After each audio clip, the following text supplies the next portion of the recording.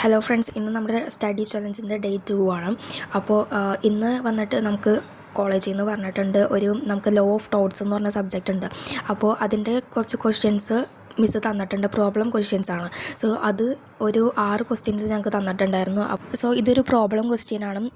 എന്ന് വെച്ച് കഴിഞ്ഞാൽ നമ്മൾ ഒരു ഫാക്റ്റ് നമുക്ക് തരും, അതിൻ്റെ സംബന്ധിച്ചുള്ള കാര്യങ്ങൾ, ഇഷ്യൂസും അതുപോലെ തന്നെ അത് ആ കേസുമായി ബന്ധപ്പെട്ട് വരുന്ന റൂൾസും ആപ്ലിക്കേഷനും എല്ലാ കാര്യങ്ങളും നമ്മൾ സ്വന്തമായിട്ട് കണ്ടുപിടിച്ച് എഴുതുക എന്നുള്ളതാണ് ഈ പ്രോബ്ലം എന്ന് പറയുന്നത്. അപ്പോൾ ഇത് 10 മാർക്ക് ക്വസ്റ്റ്യൻസ് ആണ് നമുക്ക് എക്സാമിന് വന്നത്. അപ്പോൾ ഇതിൻ്റെ ഒരു മെയിനായിട്ടുള്ള കാര്യം എന്ന് വെച്ച് കഴിഞ്ഞാൽ ഒരു അത്യാവശ്യം നല്ല രീതിയിലുള്ള എലാബറേറ്റ് ചെയ്ത് കാര്യങ്ങൾ എഴുതുക എന്നുള്ളതാണ് ഈ പ്രോബ്ലം ക്വസ്റ്റ്യൻസിൽ പറയുന്നത്. അപ്പോൾ ഇതിൻ്റെ ഓരോ സോഴ്സസ് കണ്ടുപിടിക്കാൻ വേണ്ടി ഞങ്ങൾക്ക് ഇൻ്റർനെറ്റിൽ നോക്കാമെന്നുള്ള കാര്യം മിസ്സ് പറഞ്ഞിട്ടുണ്ട്. അതുപോലെ തന്നെ ഞങ്ങൾക്ക് നോട്ട് വേണമെങ്കിൽ റെഫർ ചെയ്യാം, എവിടെയെങ്കിലും നോക്കി എഴുതാമെന്നുള്ള കാര്യം പറഞ്ഞിട്ടുണ്ടായി. ജസ്റ്റ് ഹോംവർക്ക് പോലെ എന്നുള്ള രീതിയിൽ എഴുതാനാണ് പറഞ്ഞത്. പ്രീവിയസ് ഇയർ ക്വസ്റ്റ്യൻ പേപ്പർ ഡിസ്കഷനിലാണ് നമ്മളിത് ചെയ്തുകൊണ്ടിരിക്കുന്നത്. അപ്പോൾ ഇത് എഴുതി കഴിഞ്ഞപ്പോഴേക്കും ഈവനിങ് ടൈം പഠിക്കാനുള്ളതൊക്കെ ഫുള്ളും തീർന്നിട്ടുണ്ടായിരുന്നു. അപ്പോൾ ഇത് 6 ക്വസ്റ്റ്യൻസാണ് ഞങ്ങൾക്ക് പറഞ്ഞിട്ടുള്ളത്. നല്ല അത്യാവശ്യം നല്ല ടൈം എടുത്തു ഇത് എഴുതി കഴിയാൻ വേണ്ടി.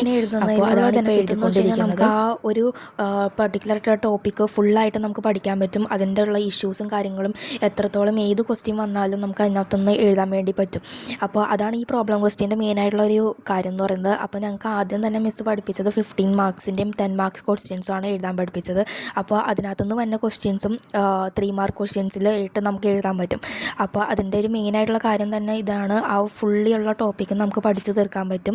പിന്നെ ഇതിൽ നമ്മൾ മെയിനായിട്ട് ഇംപ്ലിമെൻറ്റ് ചെയ്യുന്ന കാര്യം എന്ന് വെച്ച് കഴിഞ്ഞാൽ ഓരോ കേസസും നമ്മൾ പഠിച്ചിട്ട് എഴുതുക എന്നുള്ളതാണ്.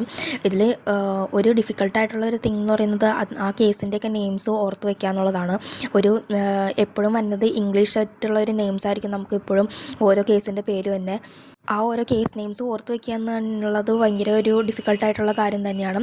സോ അത് എത്രത്തോളം നമുക്ക് പറ്റും എന്നുള്ളത് പ്രാക്ടീസ് ചെയ്ത് തന്നെ നമ്മൾ മനസ്സിലാക്കണം. നമ്മൾ ആദ്യം പറഞ്ഞതുപോലെ തന്നെ ഇത് ലോ സബ്ജക്റ്റാണ്. അപ്പം അതിൻ്റേതായ ഇമ്പോർട്ടൻസിൽ വേണം നമ്മളിത് എക്സാമിന് നല്ല രീതിയിൽ ആൻസർ ചെയ്യാൻ. മാനേജ്മെൻറ്റ് സബ്ജക്റ്റ് പോലെ നമ്മളും ആ ഒരു പെർട്ടിക്കുലർ ആൻസർ മാത്രമല്ല നമ്മൾ ഇതിനകത്ത് ആപ്ലിക്കബിൾ ആവുന്ന നമുക്കറിയാവുന്ന കേസസും കാര്യങ്ങളും ഒക്കെ ഇൻക്ലൂഡ് ചെയ്തിട്ട് വേണം ഇത് എഴുതേണ്ടത്. അപ്പോൾ നെറ്റിൽ നിന്ന് റെഫർ ചെയ്തോ അല്ലെങ്കിൽ എന്നാൽ ടെക്സ്റ്റ് ബുക്ക് റെഫർ ചെയ്തോ കുറേ കേസിൻ്റെ കാര്യങ്ങളൊക്കെ പഠിക്കുക എന്നുള്ളതാണ് മെയിനായിട്ട് ഇതിനകത്ത് പറയാൻ പറ്റുന്നത്. പിന്നെ ഇതിൽ കുറേ ജനറൽ ഡിഫൻസസ് ഉണ്ട്. അപ്പോൾ ആ ജനറൽ ഡിഫൻസസിൻ്റെ ബേസ് ചെയ്തിട്ടാണ് ഇതിലെ ഓൾമോസ്റ്റ് കാര്യങ്ങളും വന്നത്.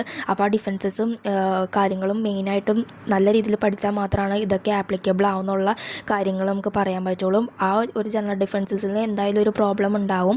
അപ്പോൾ അത് നന്നായിട്ട് തന്നെ പഠിക്കണം. പിന്നെ ഓരോ മൊഡ്യൂളിൽ നിന്നും പഠിച്ചാൽ മാത്രമാണ് ഇത് ഏതുമായിട്ട് റിലേറ്റ് ചെയ്ത കേസാണ് നമുക്ക് മനസ്സിലാവുള്ളൂ. സോ ഫുൾ മൊഡ്യൂൾസ് പഠിച്ചാൽ മാത്രമാണ് നമുക്ക് ഈ പ്രോബ്ലം അറ്റൻഡിങ് ചെയ്യാൻ പറ്റുള്ളൂ. അപ്പോൾ അതൊരു ടാസ്ക്കാണ്. അത് കഴിഞ്ഞിട്ടാണ് ബിസിനസ് മാനേജ്മെൻറ്റ് കുറച്ച് മിസ്സ് പഠിക്കാൻ പറഞ്ഞിട്ടുണ്ടായിരുന്നു. അപ്പോൾ മാനേജ്മെൻറ്റ് കുറച്ച് പഠിച്ചുകൊണ്ടിരിക്കുകയാണ്. ജസ്റ്റ് റിവൈസ് ചെയ്യുന്നുള്ളൂ, ഫുള്ളും പഠിക്കാനുള്ള ടൈം ഉണ്ടായിരുന്നില്ല അന്ന് ഈവനിങ്.